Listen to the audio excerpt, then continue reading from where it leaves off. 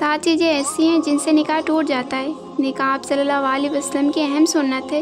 नबी पाक सल्लल्लाहु अलैहि वसल्लम ने फरमाया, मेरी इस सुन्नत पर जिसने अमल नहीं किया उसका मुझसे कोई ताल्लुक़ नहीं। इसलिए हर इंसान को चाहिए कि वो निकाह करे। तलाक़ के अलावा चंद चीज़ें ऐसी हैं जिनसे निकाह टूट जाता है। अगर मियाँ बीवी में किसी एक की फौत हो जाए तो उनका निकाह टूट जाता है। अगर मियाँ बीवी में कोई एक इस्लाम छोड़ दे या इस्लाम से खारिज हो जाए तो इस सूरत में शरीयत ये कहती है कि बग़ैर तलाक़ के उन दोनों का निकाह टूट जाएगा। जब औरत अपने शौहर से खुला लेना चाहती है और शौहर उनको तलाक़ नहीं देता तो वो औरत काजी के ज़रिए खुला ले सकती है। अगर शौहर और बीवी का निकाह हुआ हो और दोनों एक दूसरे के साथ रह रहे हों और बाद में उनको पता चले कि ये मेरा रिसाई भाई है या बहन है तो उनका निकाह वहीं टूट जाता है। निकाह के 10 इस्लामी आदाब। नंबर 1, अच्छे नियत से निकाह करना। नंबर 2, शादी करने में जल्दी करना। नंबर 3, बीवी को खिलाने और खर्चा उठाने की ताकत हो तभी निकाह करना।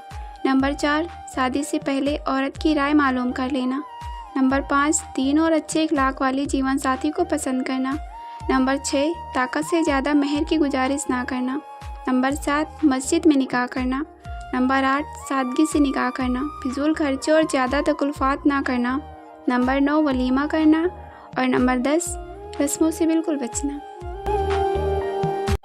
जब एक नौजवान की शादी होती है तब वो तैयार होकर 2 रकात शुक्राने के लिए वो मस्जिद जाता है, लेकिन फिर सारा दिन वो फ़र्ज़ नमाज अदा नहीं करता, बल्कि बाज़ दफ़ा ऐसा भी होता है कि फ़र्ज़ नमाज में अभी कुछ वक्त बाकी होता है और दूल्हा तेज़ी के साथ 2 रकात नमाज पढ़कर मस्जिद से निकल जाता है।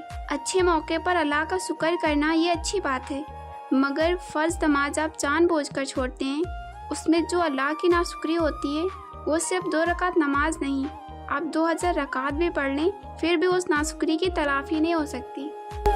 दोस्तों, एक मरतबा सैयदा आयशा सिद्दीक़िया रज़ी अल्लाह ताला अन्हु ने हमारे नबी पाक सल्लल्लाहु अलैहि वसल्लम से सवाल किया कि ए अल्लाह के नबी, मुझसे लगता है कि औरतें पैदा ही मुसीबत झेलने के लिए हुई हैं।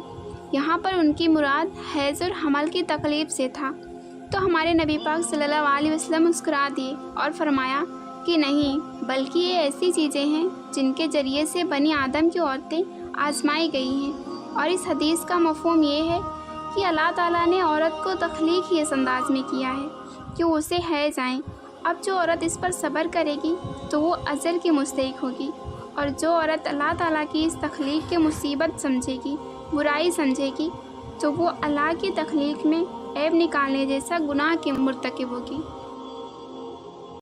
तमाम शौहर हज़रात से एक छोटी सी रिक्वेस्ट है कि अपनी बीवी को कभी रोने मत देना, क्योंकि जब बीवी रोती है तो शौहर के जेब से बरकत चली जाती है। उसकी आंखों का एक एक कतरा आंसू का बहुत भारी पड़ता है, यहाँ तक कि शौहर खुद रोने की नौबत तक पहुँच जाता है। और जब दूसरों का बच्चा रोता है तो सर में दर्द होता है, और जब अपना बच्चा रोता है तो दिल में दर्द होता है। उसी तरह जब अपनी बीवी रोती है तो सर में दर्द होता है, और जब दूसरों की बीवी रोती है तो दिल में दर्द होता है। याद रखें कि अपनी बेटियों का रिश्ता करते वक्त थोड़ी सी जहमत करके ये भी तहकीक करें कि दौलत में डूबा हुआ शख्स क्या सच में इंसान है कि नहीं। आजकल के माँ बाप अपनी बेटी की शादी ऐसे शख्स से करते हैं कि जिसके पास माल होता है और उसकी दीनदारी और उसका अखलाक जाने बगैर उससे अपनी बेटी का रिश्ता कर देते हैं, और ऐसे लोग अपनी बेटी की ज़िंदगी बर्बाद कर देते हैं। इसलिए हमारे नबी सल्लल्लाहु अलैहि वसल्लम ने फरमाया कि निकाह के लिए तुम दीनदारी देखो, लिहाजा थोड़ी सी जहमत करके ये भी तहकीक करें कि जिस शख्स से आप अपनी बेटी का रिश्ता करने जा रहे हैं वो सच में इंसान है भी कि नहीं। निकाह का दिन था। लड़की ने अपने उस लड़के को कॉल की जिससे वो मोहब्बत करती थी और उससे कहा कि मेरी शादी है और मेरी शादी में ज़रूर आना। जब निकाह का दिन था और जब निकाह का वक्त हुआ तो वो लड़का लड़की के सामने खड़ा था। वो लड़का उस लड़की की दी हुई अंगूठी पहन कर आया था जो कभी उस लड़की ने उस लड़के को दी थी। जब मौलवी साहब ने पहले कबूल है कहने को कहा, लड़की कांपती हुई आवाज़ में बोली कबूल है।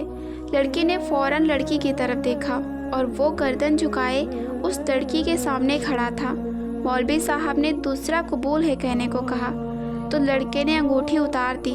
जब लड़की ने तीसरा कबूल है कहा تو لڑکے کی آنکھ سے ایک آنسو نکل کر اس کے رخسار پر آ گرا۔